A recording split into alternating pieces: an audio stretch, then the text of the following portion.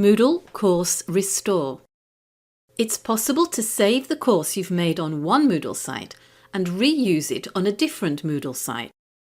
When you save your course, the process is called backup, and when you add it or upload it to a different site, the process is called restore. In this video, we'll look at how you can restore a Moodle course into your own personal Moodle Cloud site. You can also restore a course to the Moodle site of your school or organisation, but the way you do it might be different, so you need to check with your administrator first.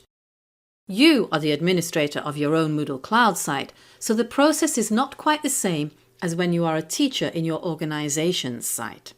First, make sure you saved or backed up your course using the video on Course Backup to help you. Make sure you have it in a safe place on your computer. Our teacher Sam has her practice course on her desktop here, and she's logged into her Moodle Cloud site where she's an administrator. You might not be an administrator on your organisation's Moodle site, and that's why you should ask for their advice if you want to restore your course there. We click Site Administration, find Courses, and then click Restore Course. We can then import the backup file either by clicking the button to upload it or, as our teacher Sam is doing here, dragging and dropping it in. When we click the Restore button, we're prompted to check the backup details and we scroll down and click Continue.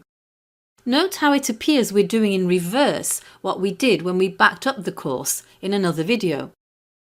On the next screen, we decide if we want to add this as a new course or into an existing course. Again, you might experience this differently if you're restoring to your organisation's Moodle site and you don't have administrator rights. If we restore it as a new course, we need to choose the category. Our teacher only has one category on her Moodle Cloud site at the moment, so she clicks that button. Clicking Continue then takes us to another screen to check the settings, and we press Next again. We can edit the name and details of the course and decide which activities to keep.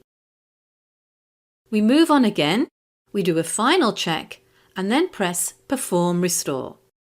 Once the process is complete, there is a green success message and Sam's practice course is now available on her Moodle Cloud site.